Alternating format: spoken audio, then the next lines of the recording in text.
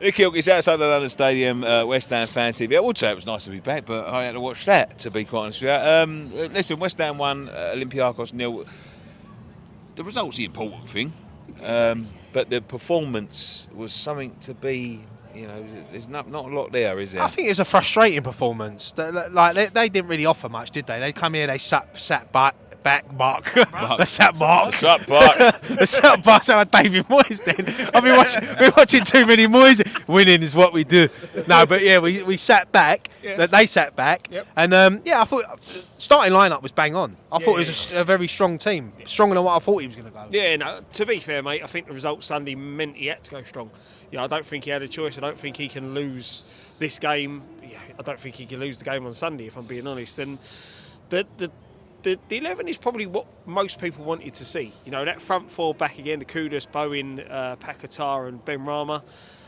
But, it started so well. We were pressing really high. It's what we've all wanted to see. But the game just sort of dwindled. Just couldn't break him down. Even Kudus was like, he started off flying, making them runs. But then after he got that booking, even like Nicky said, he sort of like, he drifted out of the game, didn't he? And Paquetá's the same. Yeah. And I said this the other time, when things are not going his way, he drifts in and out of games. But he's obviously come up with a moment of magic today and scored the winner. But yeah, it's not the greatest of performances, but win's a win. And Freiburg won 5-0 tonight. We're top on. I think it's because we beat them, so head to head. But it's tight group. That game here at Freiburg is going to be massive. I mean, I said this at the time as well. Olympiacos was never going to be a. They're a tough side. They're a tough side, Olympiacos. They're not easy. They're an experienced European side that are going to come here and give you a tough game. And listen, I don't think they offered much tonight. I thought both teams were poor, but we found ourselves frustrated. And I find that's where we struggle, is when we get West Hammed. Yeah. When teams stick, players behind the ball, we've still got that little lapse of. Being able to find that bit of space, a bit of that creativity, and I know you get. Sorry, mate. Right. I know you get the, the odd bit of magic from Kuda, but you can't be relying on that all the time, And the thing is, my microphone not on or something. The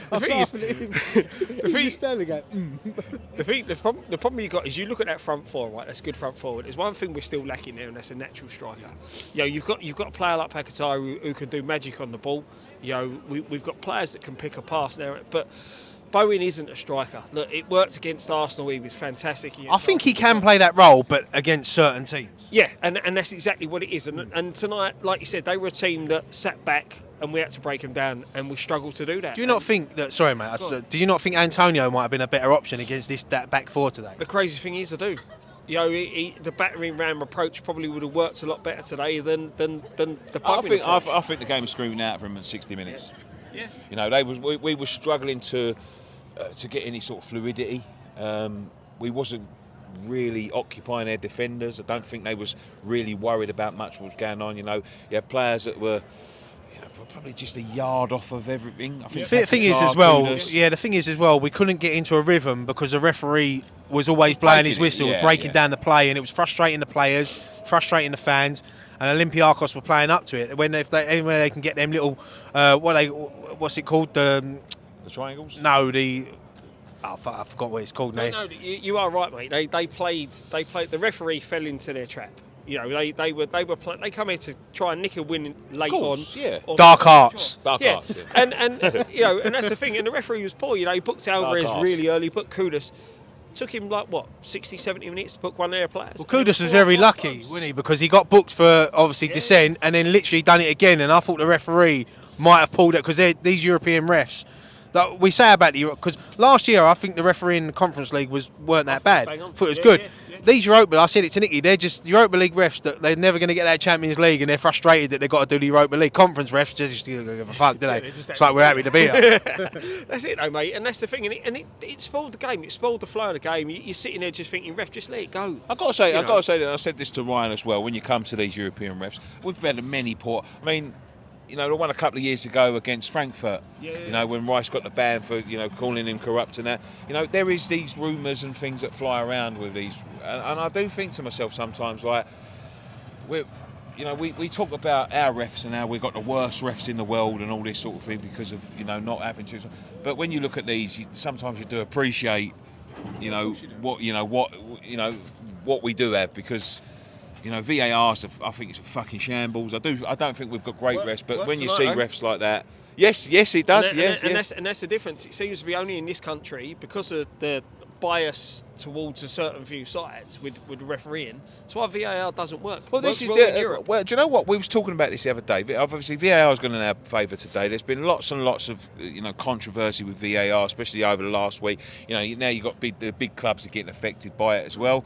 So you've got the Liverpool statements and the Arsenal statements and all that. Nobody seems to give a shit when it was anyone else, which is what pisses me off, to be quite honest with you. When they talking about that 2 hands in the back of the Newcastle game, I was talking to him. You look at the Newcastle second goal here, 2 hands in the back, exactly the same. No one said a dicky bird. Let's be honest. You look at the player that should have got sent off who assisted for the goal. So this is the thing, mate. But this is what I'm saying. And the thing is, what someone brought up to me is, we've picked and choose what bits of VAR we want to use. We've excluded some bits and we've added some bits, and it's like an engine.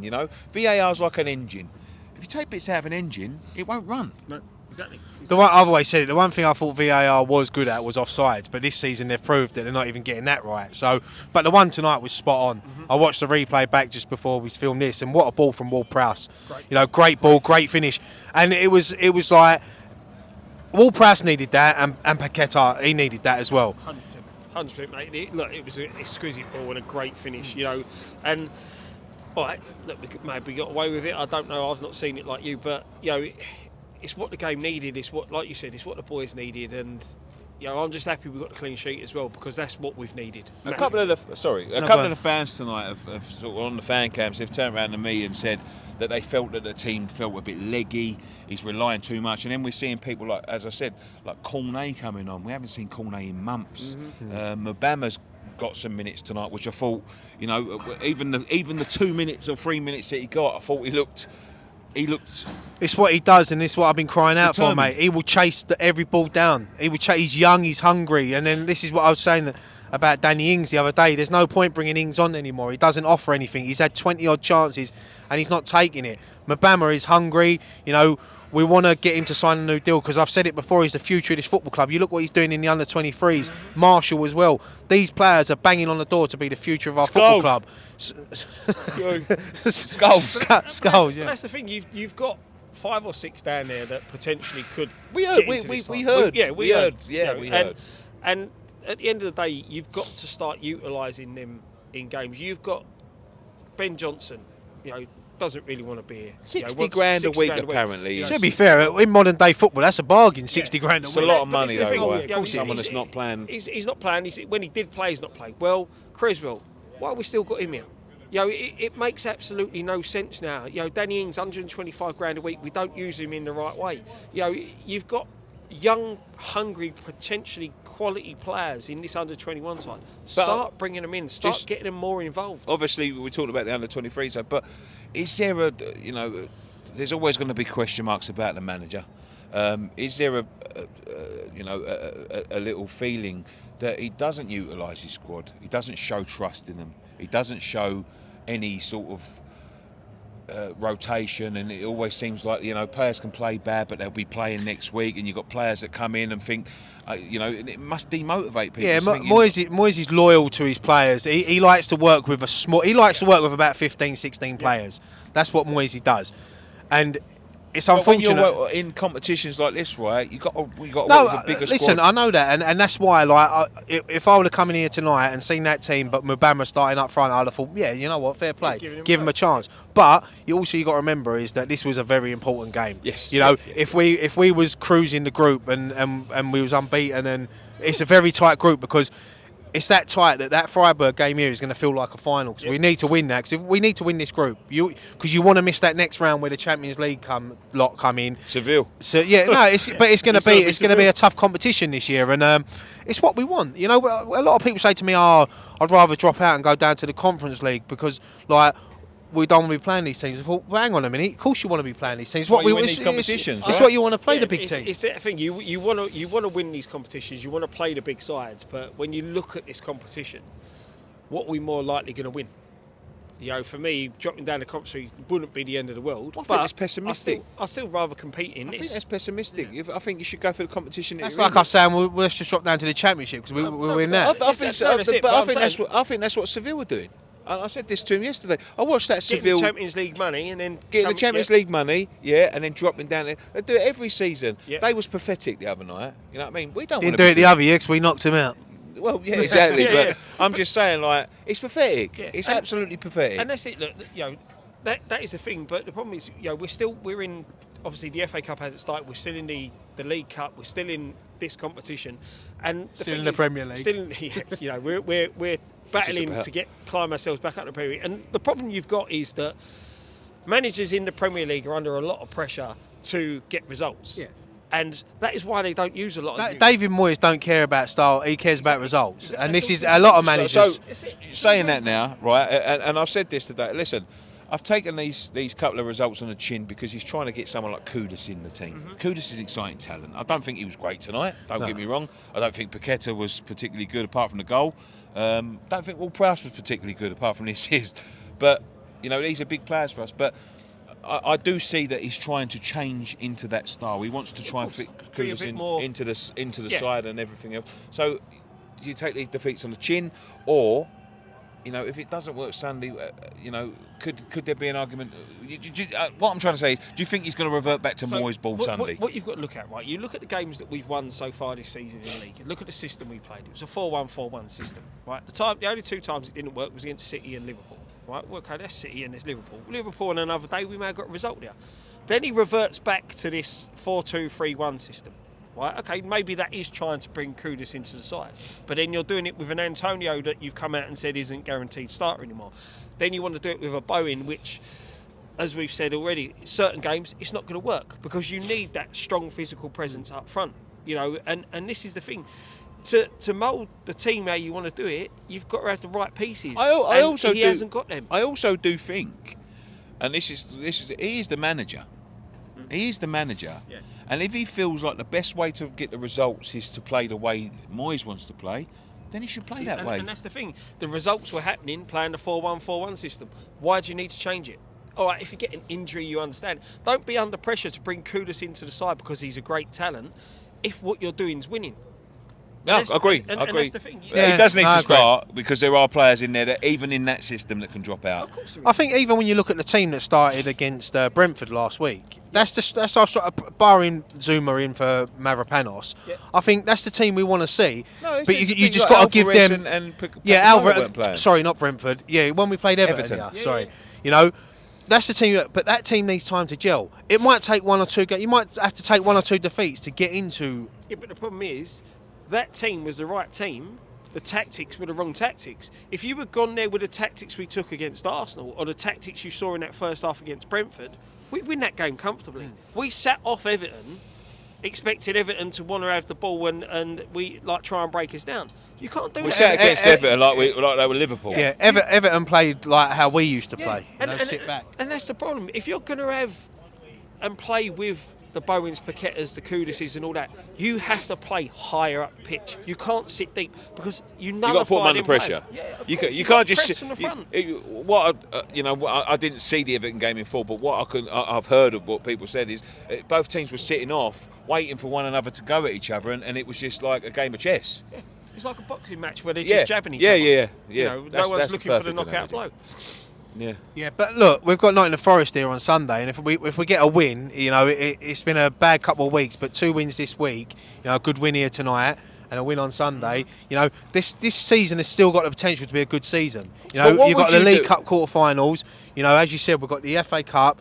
You know, we're still in Europe. If we can win this group again, that'll be 3 years in a row we've won our group. Yeah. But let me just ask you this, right? What do you do now, right? We've heard midweek, and I spoke about this on a podcast midweek, that Alvarez has sort of come out and he's praised the Steiden, and Steiden's sort of putting this project together, and that's how he's attracted the likes of Kudus. You know what we've got here are big coups.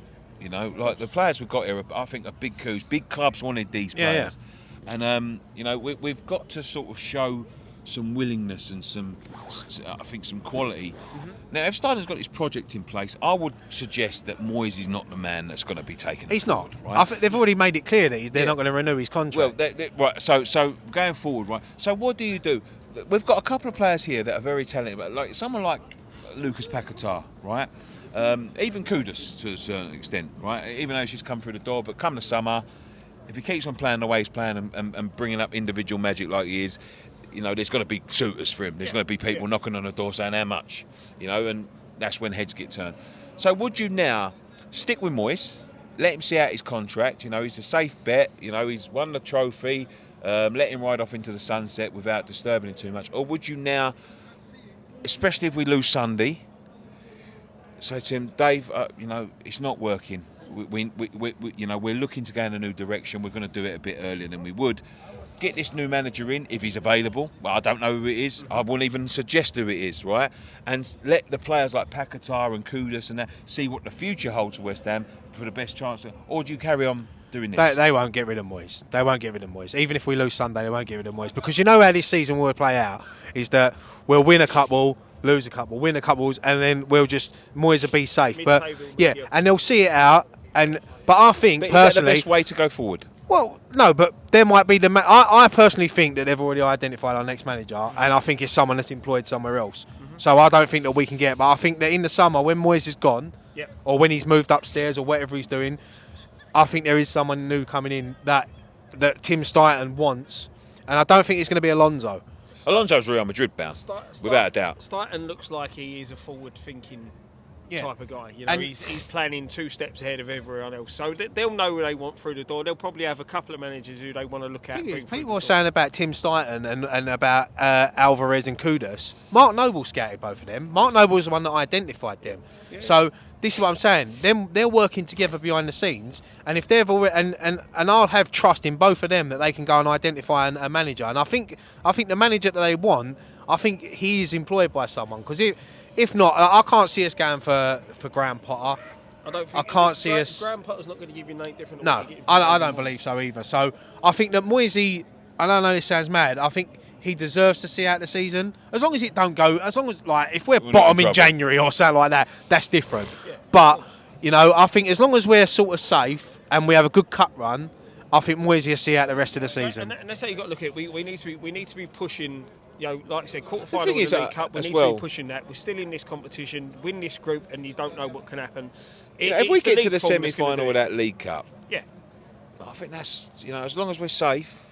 If we got to the final and won it. What I like about the League Cup as well is that if we win this group, we don't play till March. League Cup finals before that, it's in February, so we can put all our eggs in one basket and go for that. Because I think even if we have a bad run of form, like touch wood, I don't think we get relegated this season. I really don't. I think there's too much shit. There's too much. Yeah, there's too many poor teams down there that I think we'll have enough to get through. I don't want to be fighting down that bottom half again. But if you said to me, we'll stay mid-table all season, but we're going to win the League Cup and have a good run in Europe, I'll pack my bags and take that home now, mate. Don't worry about that. And that's the thing, mate. We've always said it. Look, staying in the Premier League is a must, but it doesn't matter where you finish in the Premier League so long as you stay in it, and unless you win it. So and the League Cup as well gives you Europe.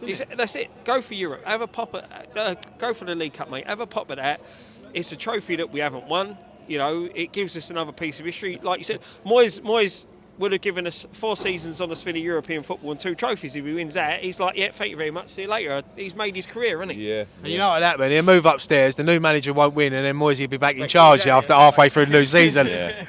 But it's a big game. We will be building up to that game against Nottingham Forest. Join us for Friday Night Pint tomorrow. Go and check out all the fan cams that we've got now. Go and check out our store. There's new T-shirts in the store. We're going to be advertising them tomorrow on Friday Night Pint. Anything else? Subscribe, thumbs up. Yeah, leave a like on the video. It helps us with the algorithm. And we're always reading the comments. So thank you very much, guys. It's a cold night. Hopefully it's a bit warmer on Sunday, but one thing left to say: come on, you Irons. Come on, you Irons.